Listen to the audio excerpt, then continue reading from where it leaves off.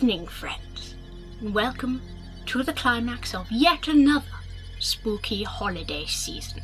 Each year on this most spookiest of days, I like to sit down with a good old story.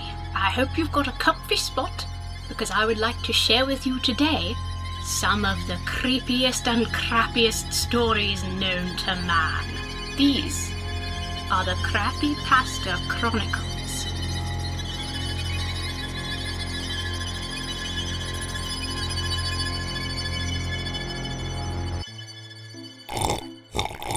Our first tale tonight is called The Mark.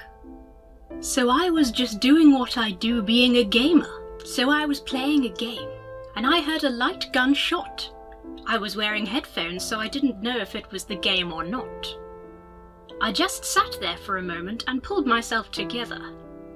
I heard it again, but I had my headphones off this time. I was worried. I looked outside and didn't see anything, only grass and trees.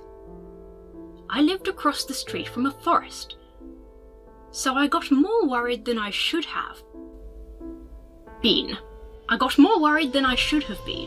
But then I heard a noise in my basement. Now I was worried the house I owned was very old and the floors always made a squeaking sound. I had a gun, so I went for it. I opened the closet and there was a man standing there staring at me, and he has both his eyeballs cut out and dangling and a bloodstained shirt, and the very bottom of his pants too. He had a lot of little marks on his arms, almost 100 of them. I felt like I was looking upon the devil himself. His arms had many scary stuff on them, like, "You are dead," and "This is your last day." So I slammed the closet and turned around, and right in front of my face was the man I was scared. I opened the closet and he was in there too. Then they said together, "The Mark," and said it about 10 times in a row. I just stood there in fear. Then their heads started tilting and they both shot out their tongue and almost hit me but missed. I hopped on the bed and ran off into the living room, and then there were so many, so I ran into my room, slammed the door shut and turned on my computer to try to look him up. One forum came up. It said only 2 words: The Mark. Then my door disappeared and they all walked in. I jumped out my window and they got me while I was hurt. And now I am one of them, writing this from my group, and I found out what they were and what they wanted. Our next story tonight is called It. Everyone thinks that their home is the safest place on Earth, right? Wrong. I thought the same. None of that ghost bullshit will ever happen in my house. I was wrong. This fucking thing has been following me around my home for days, if not weeks now. But I feel like I'm going too fast. Let's start at the beginning. I was home alone about a week ago, just doing the casual. Watching TV, playing video games, and watching Fail Army on YouTube. I'm used to being home alone since my parents work a lot, but for some reason it felt different this time. Since I have a dog, I needed to let him pee every 4 hours or so. So around 8 PM I decided it was time to let him out. When I came back, I saw 2 eyes looking at me from windows from my room.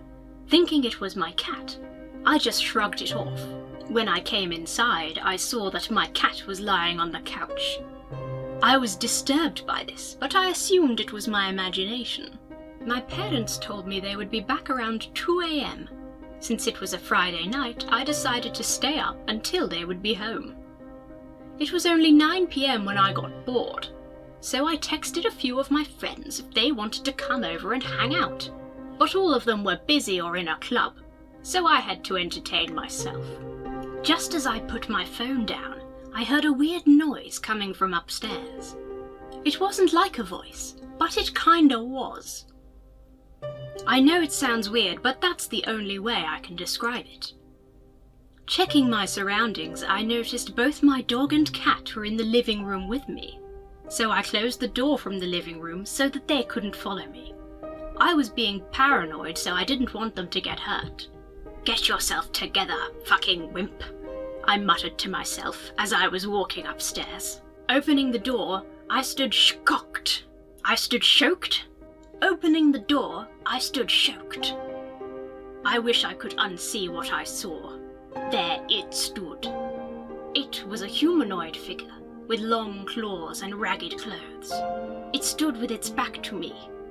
Thinking it was a burglar with some kind of twisted humor, I said as angry as possible, "Who the fuck are you?" It turned around. I was shocked at what I saw. Its face was deprived of any sort of emotion. It just stood there with those piercing eyes. And then it did something I didn't expect it to. It smiled. It had long, razor-sharp teeth covered in blood. The only thing I could say was, "What the fucking fuck?" Then it jumped and disappeared. Shocked, I walked back downstairs and just sat in the living room until my parents came home. That night, it returned. I was lying in bed, and just as I turned to the other side of the bed, I saw it. Those eyes. Those fucking eyes piercing through me again. It began to smile again. I wish it didn't. It kept looking at me the entire night. I managed to fall asleep. When I woke up, it was gone. This has been going on for 1 week now. Everywhere I am in the house, it is always beside me. Even when I'm typing this. Please don't let it in your house. Never. Never, never, never, never, never, never, never, never, never, never, never, never. Never. Our next story tonight is titled, A Haunted House. I heard about a house down the street. It was said to be haunted. I went there, and here's what happened. I was walking down street late at night. I turned the corner to go to the abandoned house that was said to be haunted. I walked on the steps that made a long creaking sound. I walked up to the door. I quickly opened the door, then shut it. I coughed when I walked in because of the smell. It smelled like death. Was the rotting corpses of the family that lived here, I thought? That is when I heard whispering everywhere. It seemed to be saying, "Save us." I was not quite sure what they meant. Even with how scared I was, I continued through the house. It was quite dark in there. So I pulled out my lighter and lit it. I gasped when I saw where I was. It was the room where the mistress stayed. It was said she killed her husband and kid, then killed herself. I thought it for sure was fake. She couldn't have done that, surely. It was a robber. I then turned around too quickly and ended up falling at someone's feet. I got up and saw who it was. It was the ghost of the 6-year-old girl. She looked kind from behind. She turned around and there was a bullet hole through her heart. And she seemed sad and confused. She seemed to say, "What happened to me?" For some odd reason, her mouth didn't match the words. I said, "Where is your mother and father?" Her face was struck with fear as she pointed down to the basement. I walked over there until I felt myself be lifted up by my neck. I tried to see who it was. I tried to fight it. But as I saw a glimpse of who it was, they put me down roughly. I vanished. I coughed and coughed until I almost choked. I then felt myself feeling sleepy. I awoke, but it wasn't in the house at this time. This was before they died. I was being showed how they died. I tried to move, but was stuck to the floor. That's when I heard a female say, "Dear, will you come here for a minute?" I looked around and saw her husband get up. That's when I saw a shiny object behind her back. I squinted, trying to see what it was. I gasped and saw it. It was a knife. He got over there and said, "What?" She just smiled and slit his throat. She threw his lifeless body in the basement. I noticed the daughter was watching the whole time. She had tears in her eyes, threatening to spill out, but she held them as she tried to find a safe place to hide from her mother. The mother got a gun out and shot her daughter, then shot herself in the head. That's when I was over. I woke up with tears in my eyes. I promised myself I would help the father and the daughter's soul rest in peace. I got and ran to the basement. I saw the daughter and father sitting there, hugging each other. I grabbed a can of gas and ran outside. I put the gas everywhere. I took out my lighter and threw it. I ran off, but that's when I stopped and realized, what happened to the mother? Did I get her released? I just pushed on and ran to my house. I went to my room and tried to fall asleep. I closed my eyes, but quickly opened them when I felt a cold hand on my back. I gasped when I saw who it was. Our final spooky story tonight is Dial D for Devil. You need to help me. I'm super serial. If you don't, you will die too. It all started when I met my teacher at the gym 2 weeks ago. He told me that I was going to get detention if I didn't return my test back. I told him, whatever, but now I'm screwed because I think he was serial. Okay, this has nothing to do with anything, so just ignore that I ever said anything ever. So I stepped out of the train and smelled the fresh air. I like what I'm seeing, I said to myself before leaving the station. I had my dog with me, and he was having a good time, before it started to rain and we had to take shelter in the nearby pub. They told me, no pets allowed, so I had to leave him outside in the porch. I ordered me some drinks. 1 beer with onions, I said to the bartender. He looked at me funny, but then he poured me a good cold one. He said he didn't have any onions, but it was okay. I always carry them with me.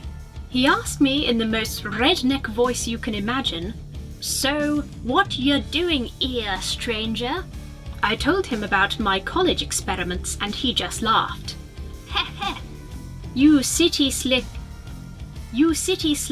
really crack me up like a can o' pop. I laughed nervously, as I always did. But then the weirdest thing happened. He asked me, you know, what are those dem video games you young folk always brag about?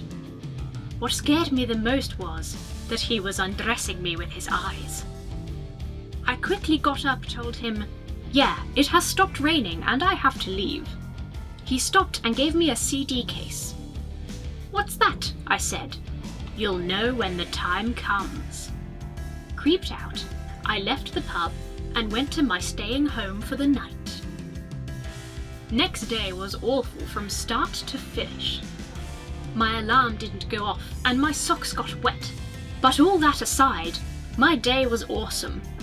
At the night, I got really curious about the CD the bartender had given me. I jumped to my laptop and popped the CD in, like I popped your mum's cherry. Oh! So, this is where the similarities end. First, I was greeted with a startup logo, which was backwards for no reason. I was frightened, but didn't think much of it. The CD only had one option to open the folder, so I did. The folder was called Diad D for Devil 1.0. I thought to myself, is this a game? Then I opened the executable.exe file, and I was greeted with a picture of a tunnel leading to God knows where. This should have sent up red flags. My dog was sitting next to me, but he was anxious like he would be with an unknown person. So I decided to play the game and see what it was about. It was the worst idea since 9/11. The game was FPS, with dark hallways and corridors, and super realistical blood on the walls. What I didn't know was that there was a ghost that haunted the mansion next to me. Also, my pants were wet from watering the flowers, but that's beside the point. I kept walking through the corridors until I was in complete darkness. I expected some jump scare, but instead the game continued normally, until I noticed that I was in the exact same place where I had started. Only difference was that there were more gruesome details in the shadows. Not as gruesome in the highlights, but still gruesome, almost vomit-induction. I started to hear voices, but not from the game, but from my apartment. "They are coming here," the voices said in high-pitched. "They are coming here," the voices said in high-pitched voice. I was pizzing my pants. It was like in my second grand yearbook, everybody was smiling except me. But regardless of that, I kept playing, which was worster idea than the last one. Also super. What struck me odd was that my dog was barking at my computer screen every time something happened. Like dynamite exploded, he would bark, even though my dog is blind. Then the unthinkable happened. I saw the scariest thing ever in a game. It was some dude with gaping mouth and a skinny head. I had heard the myth about Slender Man, and now I was sprayed. I shut off the game and said to myself, there is only one man that can't help me. I opened my Internet Explorer trademark, version 9, copyright do not steal, and went to YouTube trademark. I searched for Some Ordinary Gamers and sent Mutaha a PM to tell him about Mina experience.